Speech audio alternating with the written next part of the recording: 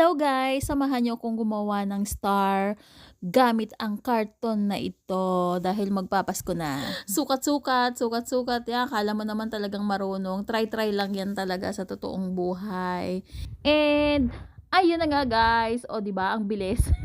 Natapos na kaagad. Ang bilis gumawa. And pagkatapos nga guys, na-tapean ko. Yan, scotch tape lang gamit ko. Nilagyan ko na siya ng glue. Kaya nga pala guys, kami ay gumawa nito. Kasi naghahanap kami ng star na mabibilhan dito. Wala talaga. Wala kaming makita. Kaya ayun, naisip naming mag-DIY na lang. Pagkatapos ay nilagyan ko na nga siya ng mga glitters. Ayan, o di ba ang bilis. Tapos lalagyan ko siya ng Christmas lights. Dahil na-excite ako guys, hindi na ako nakapag-video.